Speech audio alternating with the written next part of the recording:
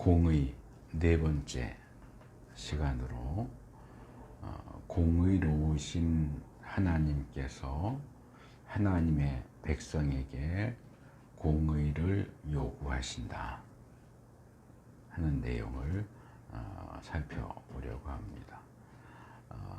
이 주제와 관련된 구절들을 크게 네 부분으로 나눴는데 오늘은 앞에 두 부분만 살펴보도록 하겠습니다. 첫 번째로 하나님께서 하나님의 백성에게 공의를 원하신다 하는 내용입니다. 이것은 사실 너무나 당연한 일인데 하나님 자신이 공의로우신 분이시고 하나님의 나라가 공의로운 나라이기 때문에 하나님의 백성, 하나님 나라의 백성도 역시 공의로워야 합니다. 신약의 바울이 종종 그 불의 목록이라고 하는데 뭐 하는 자는 하나님 나라를 유업으로 받을 수 없다 하는 얘기를 종종 하거든요. 불의를 행하는 자는 공의의 나라에 들어갈 수 없어요. 하나님의 공의의 나라에 들어가기 위해서는 공의로운 하나님의 백성이 돼야 하고, 우리가 하나님 보실 때 너는 공의롭구나 라고 인정받으려면 이 땅에서 공의를 행해야 돼요.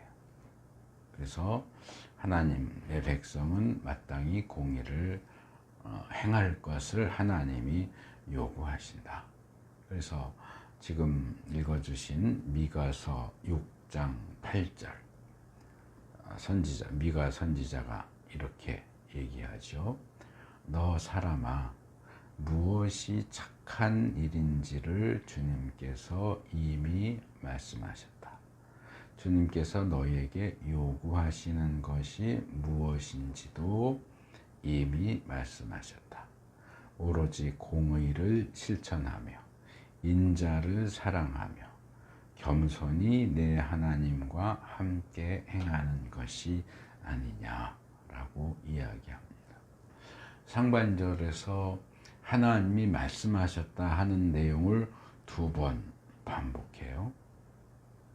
그래서 이제 여기서 얘기하는 이 내용이 정말 하나님께서 너무나도 확실하게 원하시고 요구하시는 매우 중요한 내용이다 하는 것을 먼저 강조하는데, 그 하나님의 요구를 하나님이 요구하는 것은 뭐뭐 하는 것이다 이렇게 얘기하지 않고, 평서문으로 하지 않고 뭐뭐 하는 것이 아니겠느냐 아니냐, 이제 수사 의문문. 의문문은 의문문인데 답을 몰라서 물어보는 의문문이 아니고, 답을 물어보는 사람도 알고 대답하는 사람들도 알아요. 이미 다 아는데 그 말하고자 하는 내용을 강조하기 위해서 이걸 의문문으로 표현할 때 그것을 수사 의문, 수사적인 의문문 이렇게 얘기합니다. 그래서 이건 누가 봐도 그렇지 않느냐 그 얘기. 사실은 누가 봐도 하나님이 이것들을 원하시지 않겠느냐. 여기 무엇이 착한 일인지, 무엇이 착한 일인지 하는 것은 히브리어로 마토브예요. 마는 이게 뭐라 그럴까? 의문사예요. 무엇. 영어로 말하면 what, what, how, 이런 여러 가지 질문을 던질 때 사용하는 표현이고, 토브는 들어보셔서 좋다.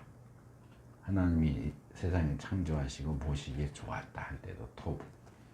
무엇이 좋은지, 이걸 이제 착하다라고 번역을 했는데, 착하다로 번역하는 것도 틀린 건 아니지만 우리가 더 일반적으로 생각하는 대로 하면 무엇이 좋은지, 무엇이 선한지, 하나님이 선하게 좋게 여기시는 것이 무엇인지 이미 말씀하셨다.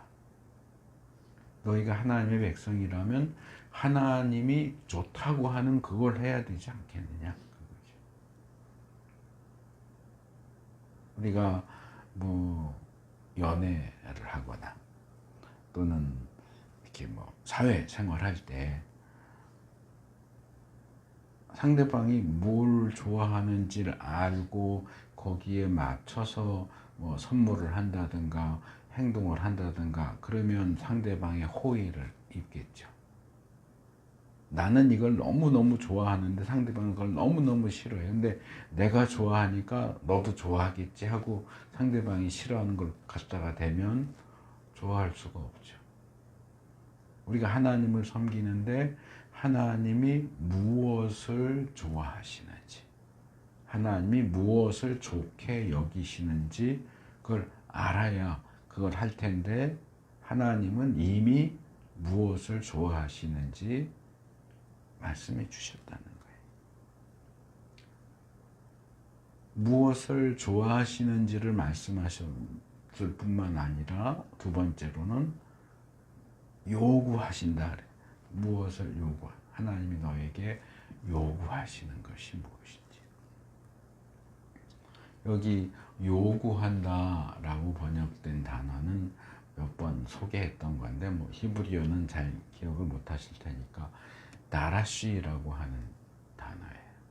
제가 설교 준비하고 뭐 이러면서 언제 한번 히브리 핵심 단어들을 주제로 해서 좀 설교를 해보면 좋겠다 하는 생각을 해요. 요즘에 종종 뭐 이런 다라시라든지 이레, 야레라든지 이 다라시는 구약 신앙에 있어서 굉장히 중요한 단어, 동사입니다.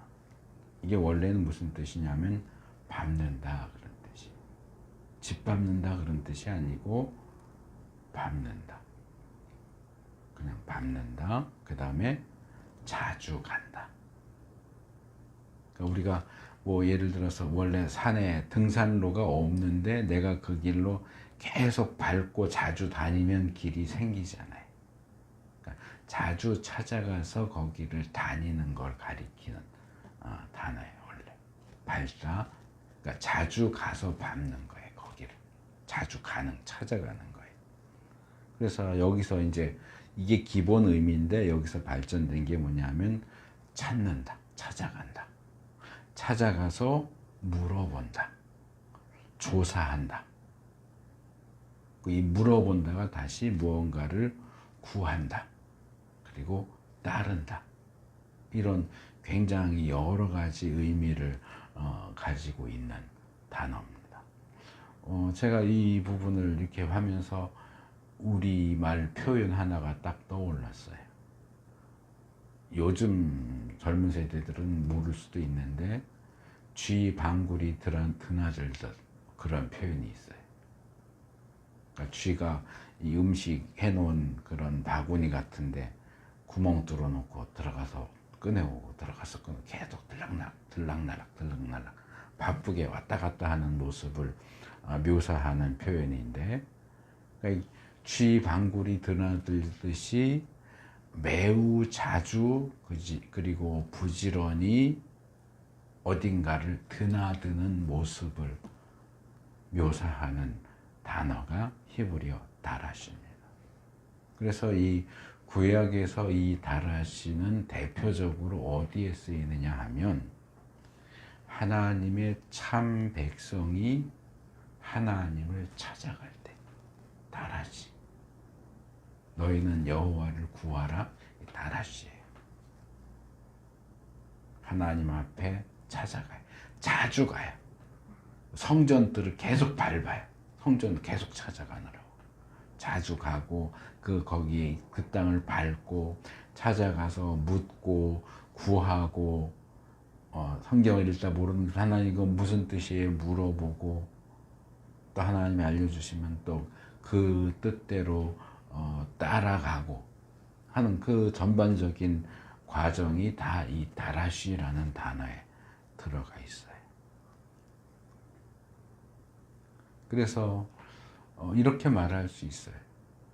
경건한 참 하나님의 백성은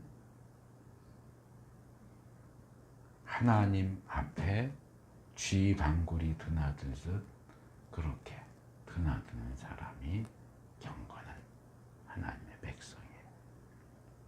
하나님을 찾고 하나님께 묻고 하나님의 뜻을 추구하고 하나님을 따르기 위해서 늘 하나님을 찾아가는 사람. 그리고 하나님만이 아니라 하나님께서 명령하시는 그 일을 행하기 위해서 정말 부지런히 전심전력하는 모습도 이 다라시가 묘사하기도 합니다. 물론 반대의 경우도 있어요. 이스라엘이 우상을 따른다 그럴 때도 다라시를, 하나님 섬기듯이 우상을 섬겨요. 그래서 이 마토, 뭐가 좋은지, 뭘 좋아하시는지, 그리고 이 다라시, 이 두 개의 표현은 하나님의 백성이 전심전력으로 추구해야 하는, 하나님이 정말 좋다고 가치 있다고 인정하시는 일이 있다. 그거 너희들에게 이미 알려줬다 라고 말을 여는 거예요. 그 구체적인 내용이 세 가지로 제시됩니다. 가장 먼저 나오는 게 뭐냐면 오로지 공의를 실천하는 것. 오로지 공의를 실천하는. 그래서 하나님이 하나님의 백성에게 가장 첫 번째로 요구하시는 게 뭐냐? 공의다. 히브리 원문을 제가 찾아봤어요. 키, 임, 아소트, 미시파트. 아소트는 행한다, 아사고, 그러니까 공의를 행한다인데 그 앞에 키라는 단어와 임이라는 단어가 붙어 있어요. 이 키도 강조하는 표현이고 임도 강조하는 표현이에요. 그래서 오직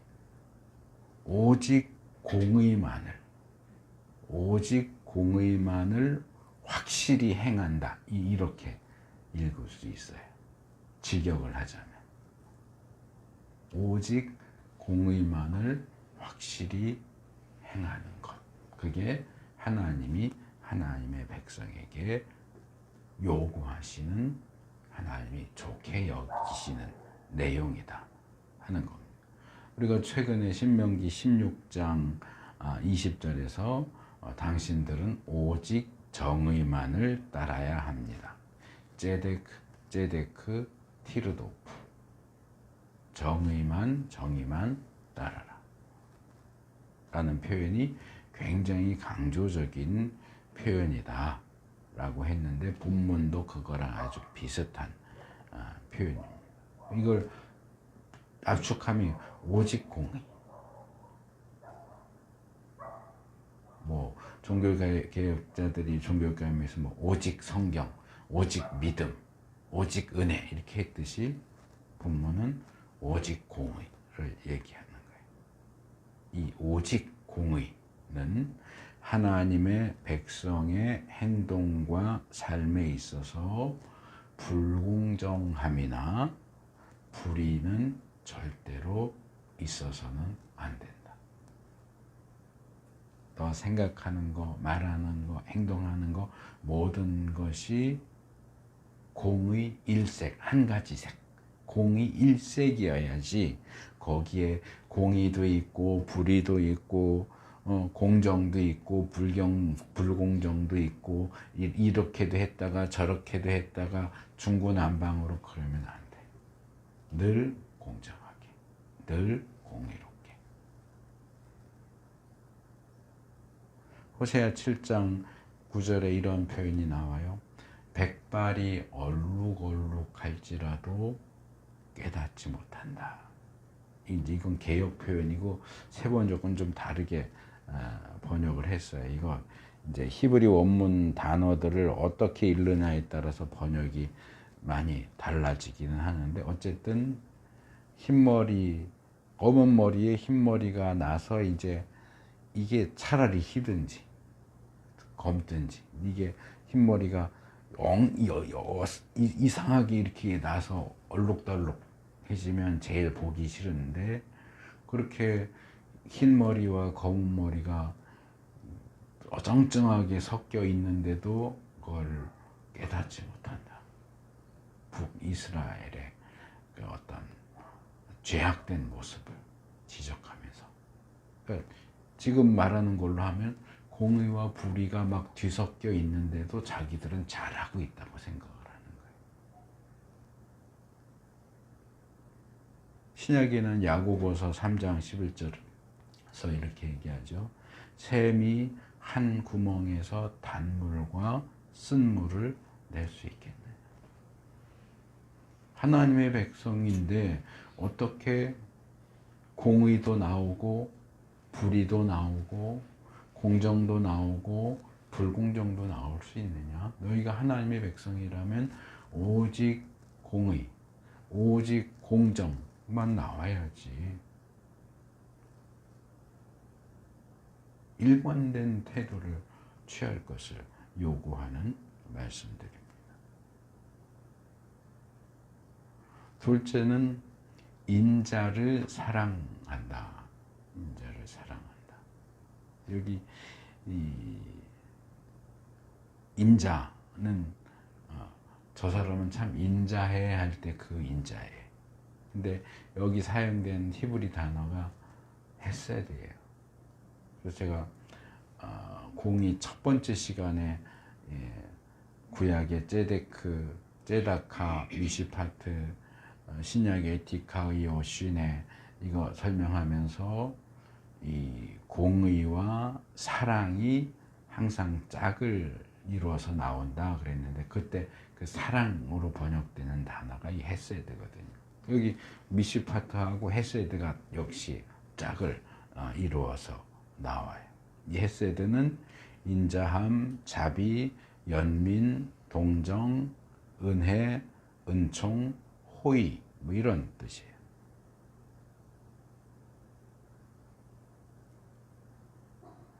그래서 이 두 가지가 서로 이렇게 조화를 이루는 건 굉장히 중요한데, 이게 사람 성향이 다 달라서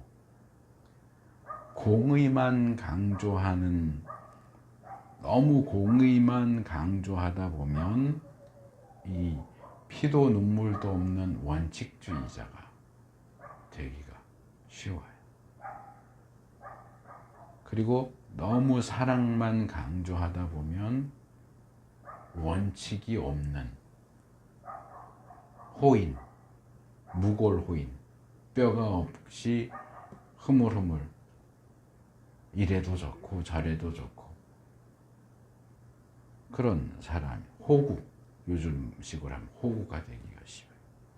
그래서 이 공의와 사랑의 조화와 균형을 이루는 것은 굉장히 중요합니다.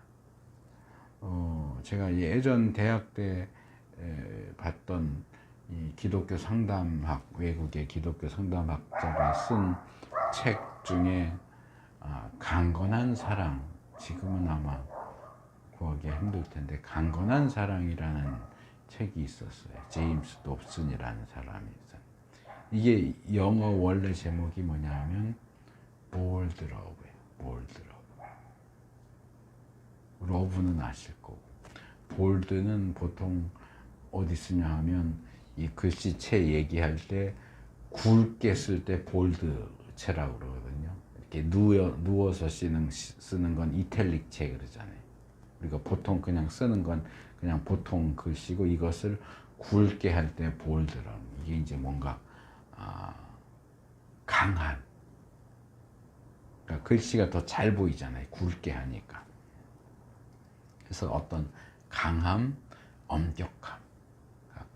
이 시대는 사랑 그러면 무조건 받아주고, 자식이 무슨 못된 짓을 하고 범죄를 저질러도 너 잘했어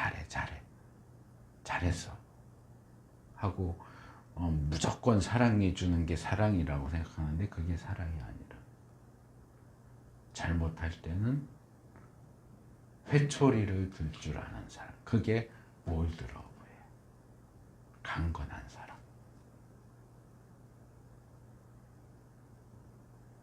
그래서 이 강건한 사랑은 그 안에 이미 공의와 사랑이 조화를 이루고 있는 그런 형태다라고 말할 수 있겠죠. 그래서 하나님의 백성은 공의를 우선적으로 추구하되 사랑도 놓치지 않는, 그리고 셋째가 겸손히 내 하나님과 함께 행하는 것이다. 저는 이 부분 굉장히 중요하다고 생각을 합니다. 어떤 측면에서 그런가 하면 겸손히와 하나님과 동행이 함께 언급된다는 거예요. 우리가 좀 깊이 생각할 필요가 있는 부분이라고 생각을 해요. 바울이 고린도후서 12장 18절에서 디도와 내가 같은 정신으로 행하고 같은 방식으로 살지 않았단 말입니까? 개역은 뭐라고 해요? 우리가 동일한 성령으로 행하지 아니하더냐, 동일한 보조로 하지 아니하더냐, 이렇게 번역을 했어요. 그러니까 동역자들이 마치 2인 삼각 게임을 하듯이 두 사람의 다리를 묶어가지고 목적지까지 가려면 두 사람이 보조를 같이 맞춰야죠. 뭐 하나 둘 하든지 해서 호흡을 맞추고 같은 생각을 가지고 보조를 맞춰서 가야 잘 갈 수 있죠. 그래서 하나님의 백성은 하나님과 동일한 보조로, 동일한 성령으로 행하는 것이 필요합니다. 그런데 뭐 어느 시대나 그렇지만 우리 시대에도 자기가 하나님과 함께 한다고 하는 사람들이 참 많아요. 근데 내가 하나님과 함께 일한다라고 하는 사람들 가운데 겸손한 사람을 찾기가 정말 힘들어요.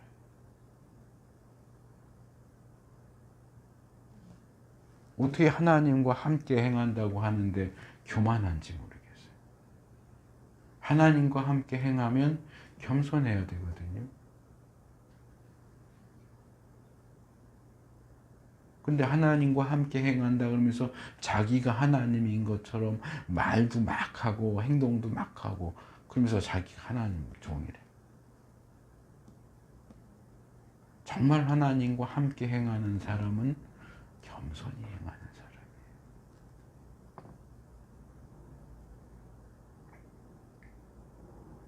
교만히 행하는 사람은 절대로 하나님과 동행하는 사람이라고 말할 수 없어요. 그래서 공의와 사랑과 동행, 겸손한 동행이 하나님께서 정말 좋게 여기시는 것이고 하나님의 백성에게 요구하시는 내용이다. 미가서는 그렇게 얘기합니다.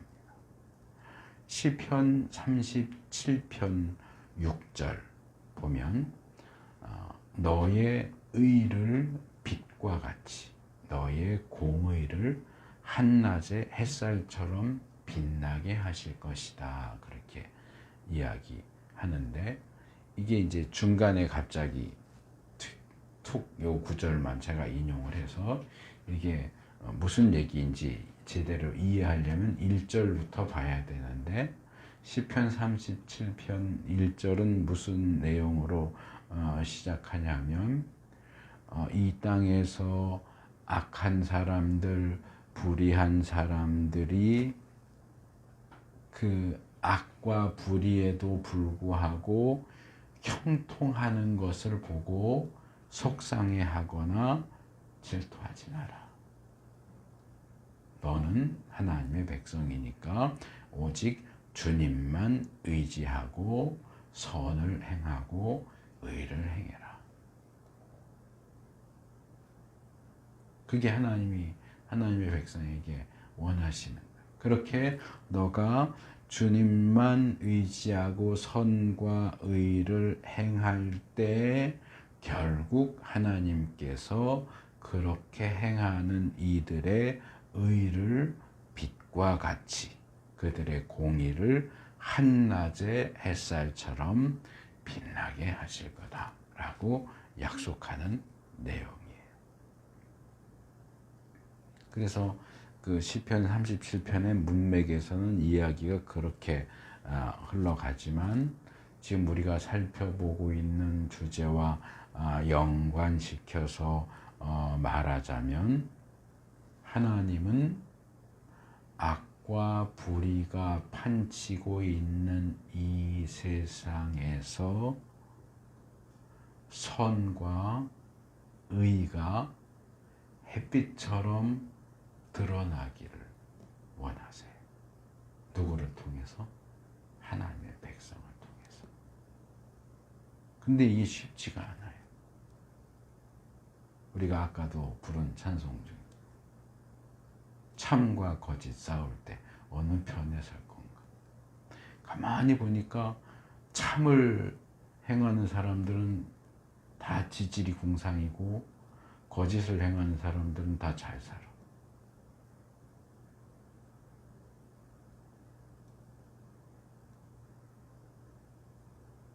진리 따라 살아갈 때 어려움도 당하나.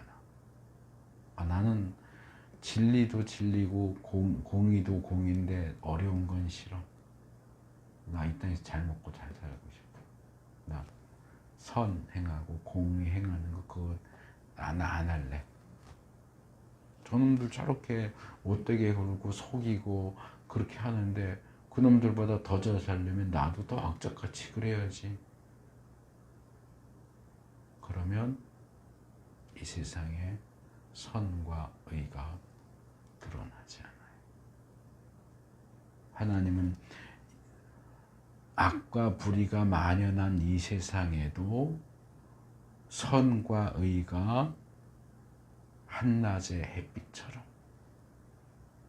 빛나게 되기를 원하시는데 그러려면 하나님의 백성이 악인의 형통을 질투하거나 속상해하거나 시기하면서 이렇게 살면 뭐해 그럴 것이 아니라 그럼에도 불구하고 주님만 바라보면서 선과 의를 행하면 결국은 그렇게 될 것이다.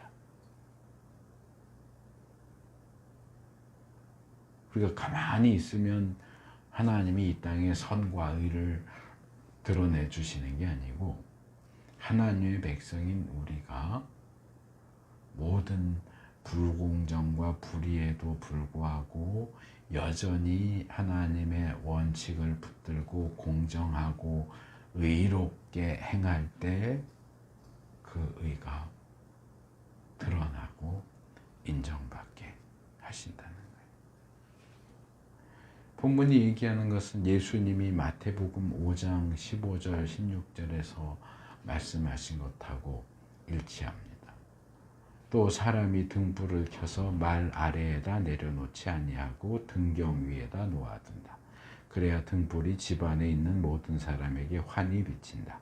이와 같이 너희 빛을 사람에게 비추어 그들이 너희의 착한 행실을 보고 하늘에 계신 너희 아버지께 영광을 돌리게 하여라. 하나님께서 우리에게 빛을, 등불을 주셨는데 우리에게 주신 그 등불을 이행하는 말 말고 곡식되는 말이요. 한두 해, 두 대 하는 그 말 안에다가 말하자면 광주리 뒤집어 놓고 그 속에다가 등불을 집어 넣으면 빛이 그 안에 갇혀버리잖아요. 그렇게 두면 아무도 그 빛을 볼 수가 없고 등불을 켜놨어도 그것을 등경 위에 올려놓아야 집 안을 환하게 비추게 된다. 본문은 그것을 의라고 했고 마태복음에선 그것을 착한 행실, 선이라고 했어요. 그래서 제가 아까 계속 섞어서 선의, 선공의 그렇게 표현을 한 거예요. 우리는 악하고 불의한 세상 속에서 선하고 의로운 행동을 해야 하고 하나님의 백성인 우리가 정말 악전고투하면서 선과 의를 행할 때에만 그것이 이 땅에 비춰집니다. 어딘가 깊숙이 숨겨놓고 아무것도 하지 않으면서 아니면 뭐 속상해하기만 하고 질투하기만 하고 원망하기만 하고 불평하기만 하고 실제로 선과 의를 행하지 않는다면 그러면서 하나님은 왜 세상을 이렇게 불공평하게 하셔가지고 전쟁도 일어나고 가난도 있고 불의도 있고 하나님께 투덜대는 거 그거 정당하지 않습니다. 하나님께서는 우리가 이 땅에서 선과 의를 행할 것을 요구하세요.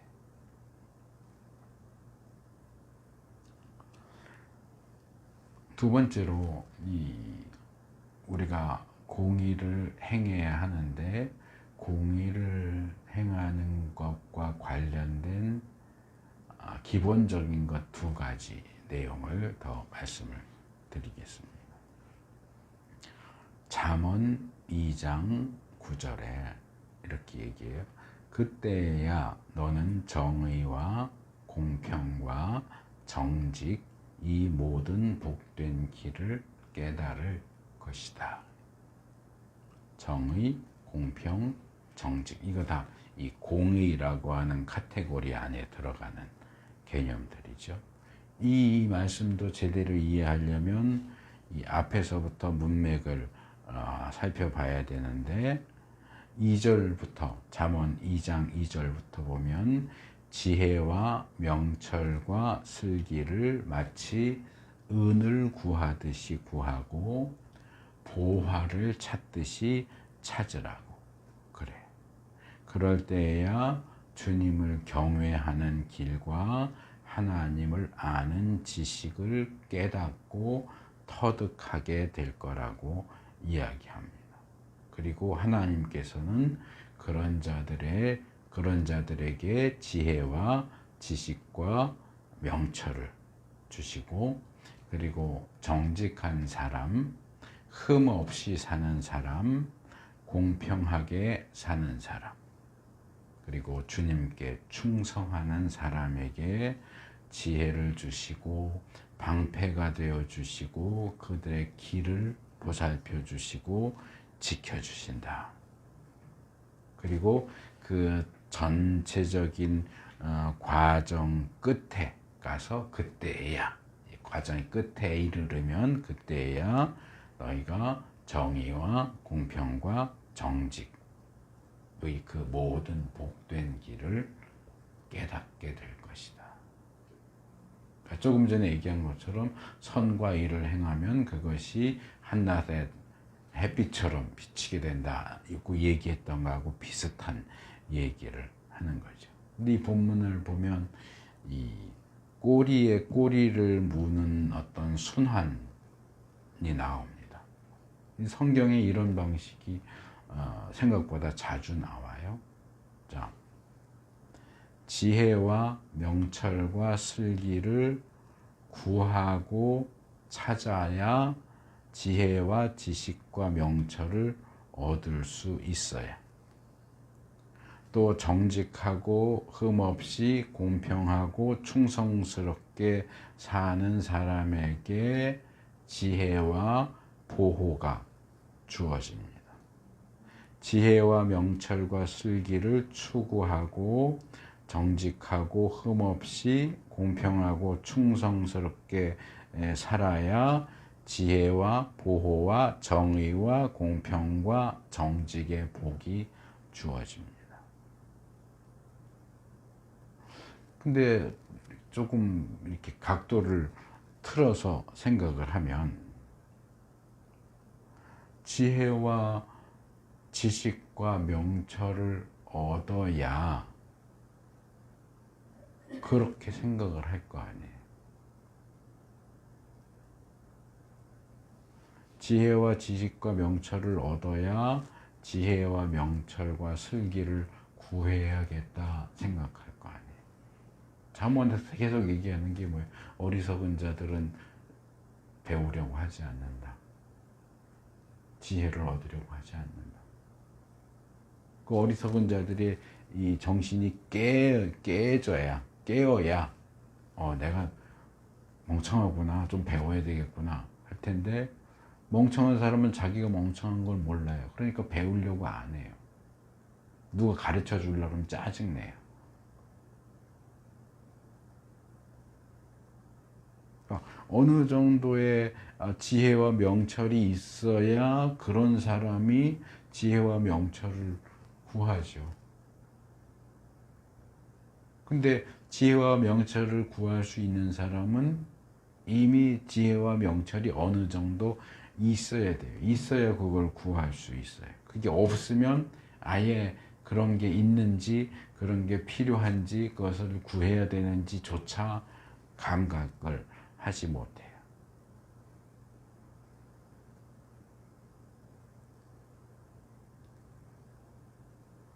그래서 뭔가 내가 가지고 있는 게 뭐 지혜든지 명철이든지 정직이든지 공평이든지 뭔가 내가 가지고 있는 게 있어야, 그걸 가지고 있어야 그걸 행할 거 아니에요.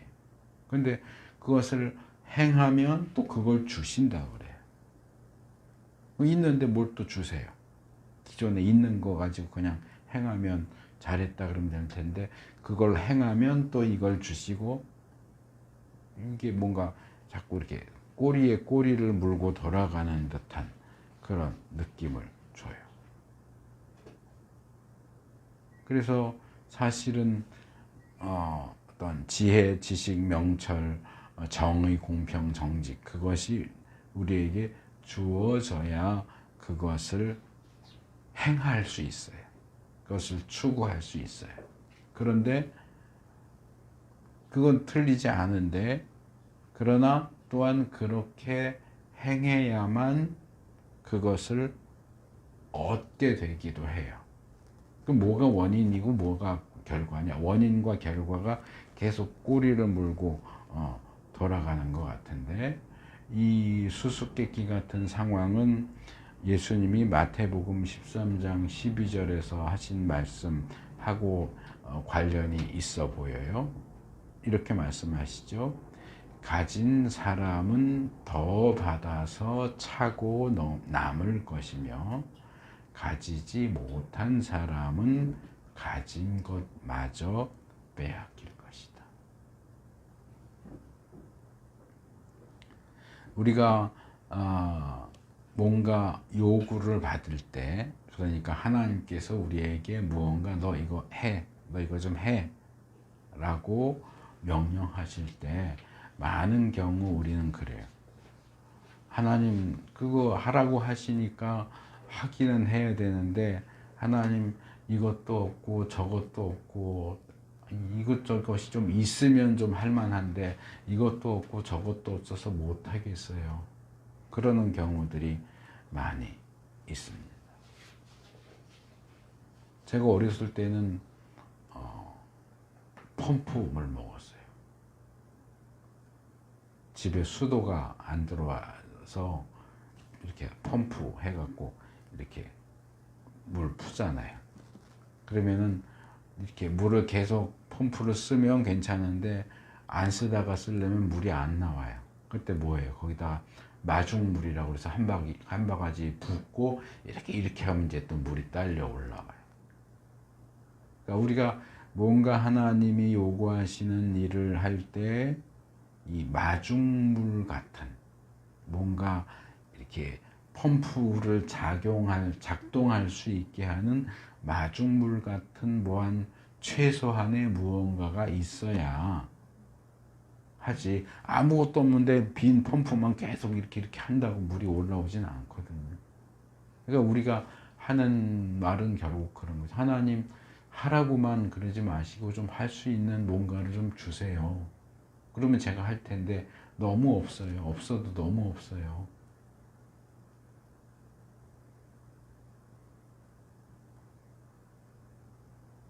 물론 우리가 순종을 하기 위해서 이 마중물 같은 역할을 하는 최소한의 무언가가 필요하다는 것은 사실입니다.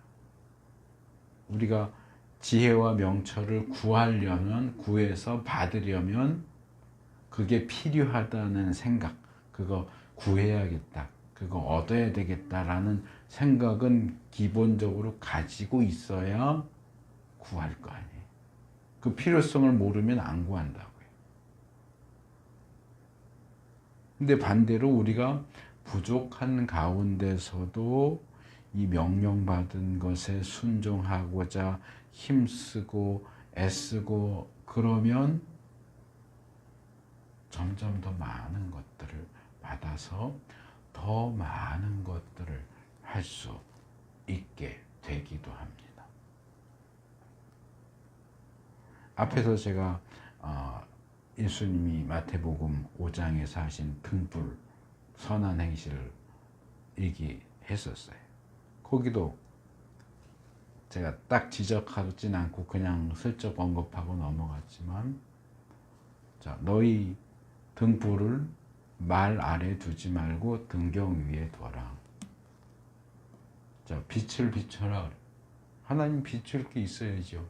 자, 그 여기에서 비칠 게 없었어요? 등불이 주어졌잖아요. 비칠 등불이 주어졌어요.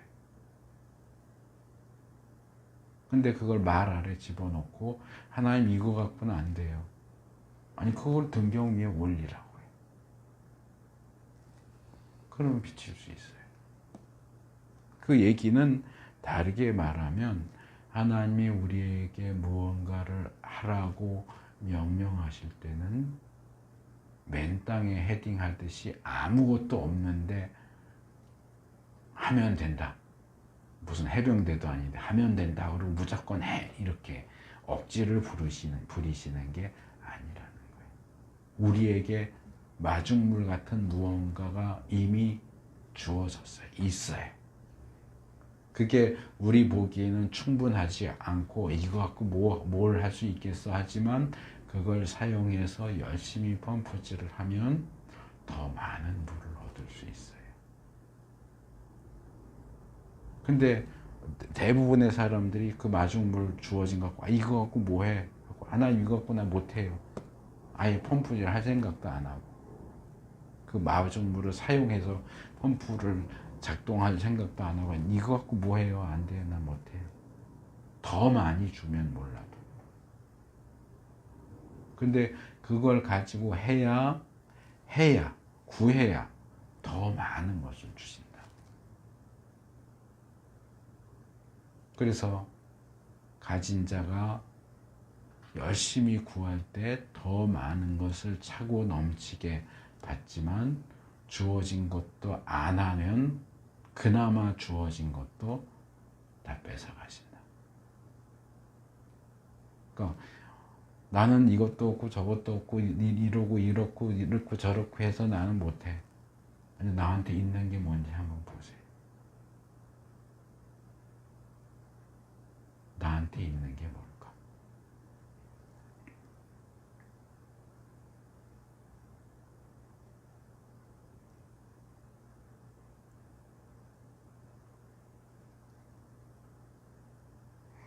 제가 오른팔을 못 쓰니까 컴퓨터 자판을 못 쳐요.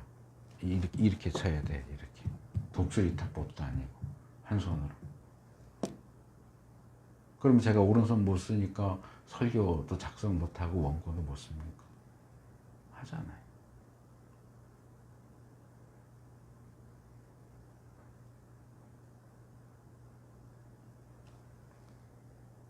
왜요? 왼손에 남아있으니까.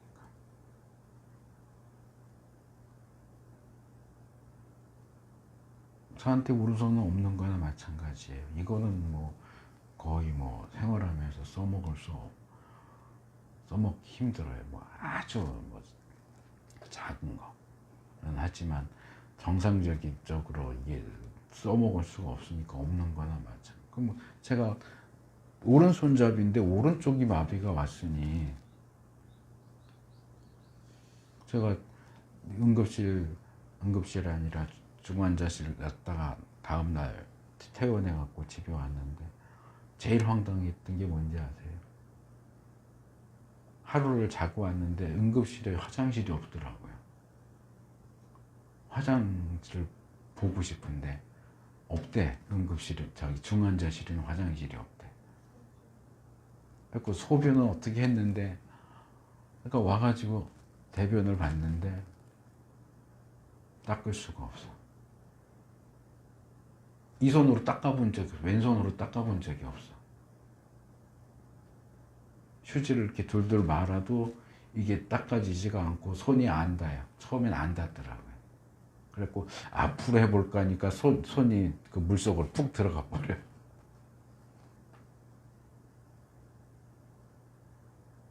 그게 처음에 제일 황당했어요. 뭐 못 걷는 것도 못 걷는 거지만, 그 다음에 머리를 못 감아요. 제가 지금은 혼자 감는데 두 손으로 물을 받으면 뭐 100, 50해서 100을 뜨면 한 손으로 하면 20도 안 떠져요. 이거 받아갖고 떠서 뭐 이렇게 끼얹어야 되는데, 샤워기는 한 손으로 잡고 한 손으로 닦아야 되는데 이게 없으니까 이 손으로 이렇게 그냥 물만 할 수도 없잖아요. 그래서 처음에는 가족들이 돌아가면서 감겨줬는데, 원래 제가 이게 지성이라 갖고 매일 감았거든요. 근데 뭐 매일 못하니까 그럼 이틀에 한 번 감자. 나는 매일 감던 걸 이틀에 한 번 감으니까 얼마나 찝찝해요. 그러면은 그거를 감겨달라고 얘기를 해야 되는데 그거 얘기하기가 싫어. 나 혼자는 못 감는데. 너무 답답해서 좀 감겨달라고 그러면은 뭐 엄마한테 얘기하세요. 진경이한테 얘기하세요.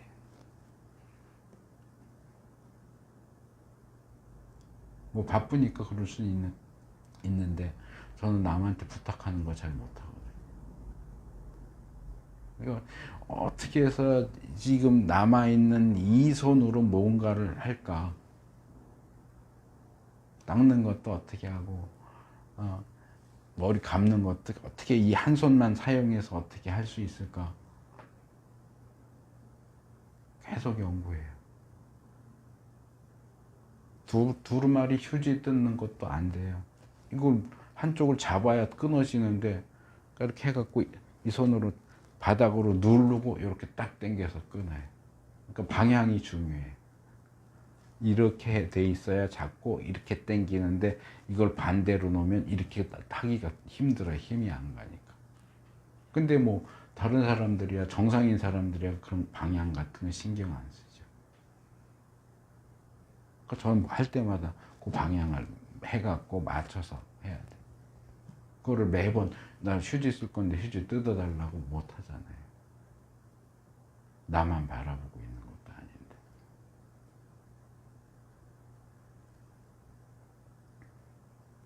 나한테 뭐가 남았는지 봐야 돼요. 뭐가 없는지가 아니고, 없는 거 뭐 어떡하세요? 없는 건 없는 거지.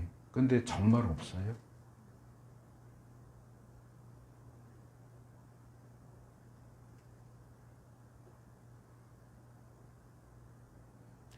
자, 잠언 21장 15절. 요 구절이 마지막 구절입니다. 잠언 21장 15절에 정의가 실현될 때에 의인은 기뻐하고 악인은 절망한다. 이 말씀도 문맥을 봐야 되는데, 코앞에 몇 절만 올라가면 12절에 의로우신 하나님은 악인의 집을 주목하시고 그를 재앙에 빠지게 하신다 그랬고요. 13절에는 가난한 사람의 부르짖음에 귀를 막으면 자기가 부르짖을 때에 아무도 대답하지 않는다 그랬어요.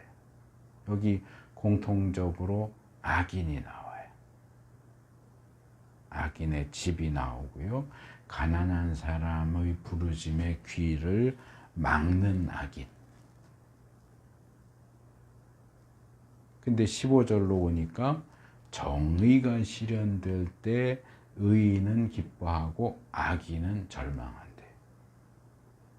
정의가 실현되고 악인이 절망하는 상황이 뭘까요? 12절에 나왔잖아요. 의로우신 하나님은 악인의 집을 주목하시고 그를 재앙에 빠지게 하시는. 악인을 재앙에 빠지게 하시는 그 날이 정의가 실현되는 날이고요. 악인이 재앙에 빠지니까 절망하죠. 악인이 재앙에 빠지면 의인이 기뻐한대요. 정의가 실현되니까.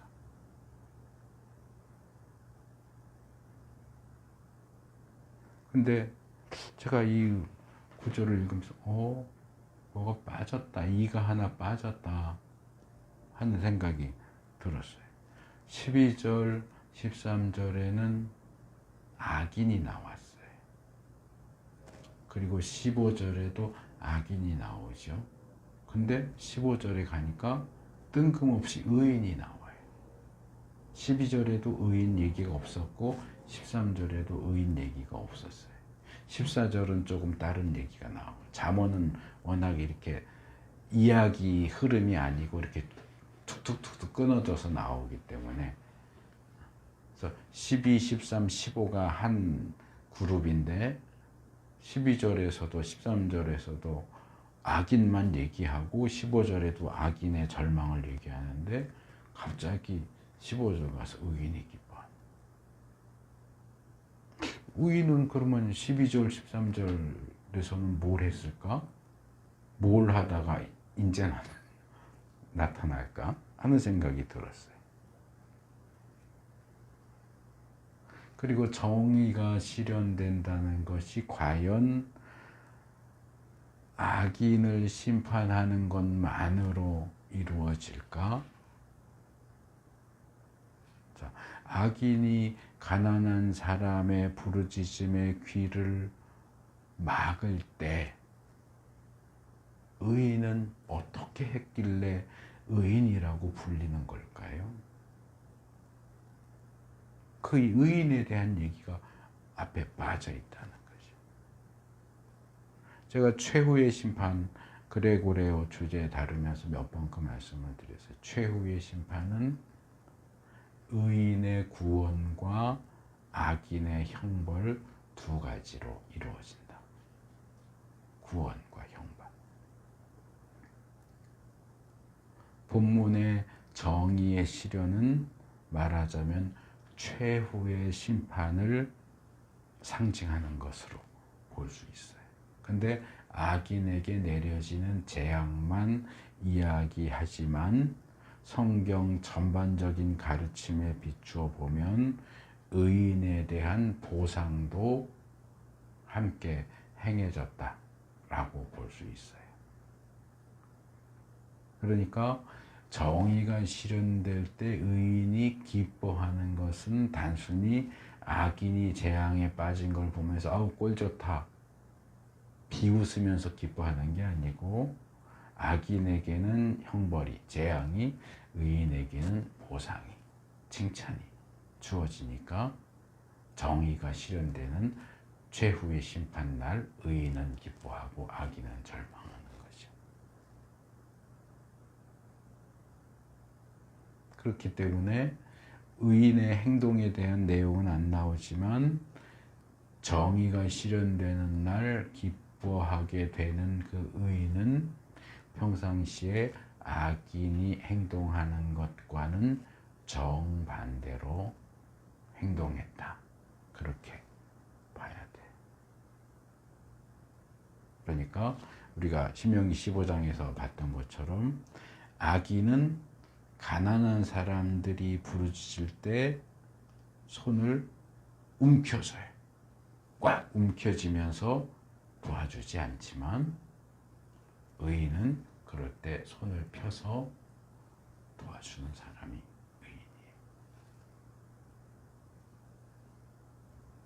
그들을 돕는 선과 의를 행했고 그래서 그들이 의인이라고 불리는 거다. 그렇게 봐야 됩니다. 그러면 정의가 실현되는 최후 심판 때에 우리가 기뻐하는 의인으로 드러날 것이냐, 절망하는 악인으로 드러날 것이냐를 가르는 기준이 뭡니까? 우리가 이미 마태복음 25장 34절에서 36절 부분에서 살펴봤듯이 최후 심판 때 기뻐할 의인은 형제자매 가운데 지극히 보잘것없는 사람 하나가 줄일 때 먹을 것을 주고 목마를 때 마실 것을 주며 나그네로 있을 때 영접하고 헐벗었을 때 입을 것을 주고 병들어 있을 때 돌보아주고 감옥에 갇혀 있을 때 찾아가 주는 사람이에요.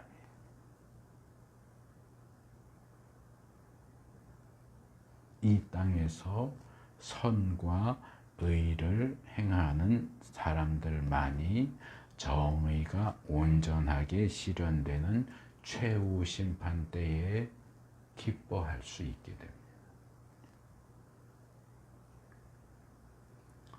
근데 이 부분과 관련해서 하나 조금 살짝 각도를 틀어서 생각을 해보면 좋겠는데, 자, 이 땅에서 선을 행하고 의를 행하기는 하는데 마지못해서 투덜투덜대면서 내가 이거 왜 해야 되는지 모르겠는데 뭐 이러면서 투덜투덜하면서 정말 마지못해서 했어요. 그러면 그 사람은 최후에 기뻐할 수 있을까요? 우리가 지금 여기서 선과 의를 행하는 것도 기쁨으로 해야 됩니다. 지금 여기서 선과 의를 기쁘게 행하는 자들만 정의가 실현되는 그때 가서 기뻐할 수 있어요.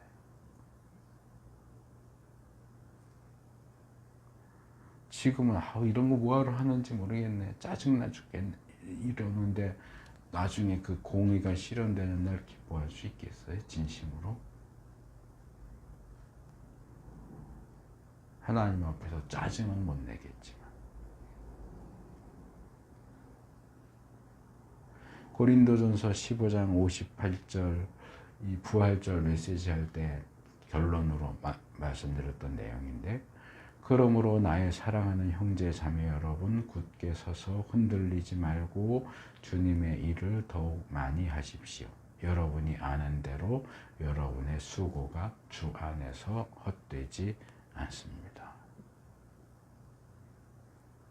아까 살펴본 시편 37편 메시지하고 일치하는 내용이죠.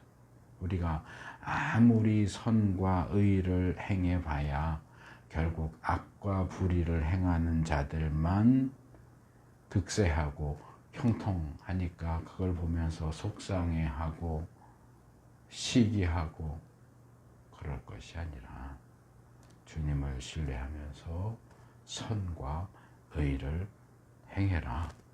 굳게 서서 흔들리지 말고 주님의 일을, 선과 의를 더 많이 해라. 기쁨으로 해라.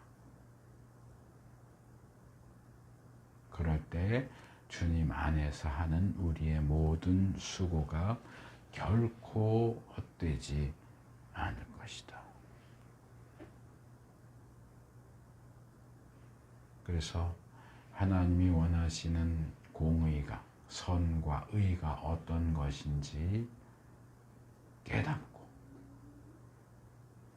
행하되 기쁨으로 행하는 우리 모두가 될 수 있기를 축복합니다.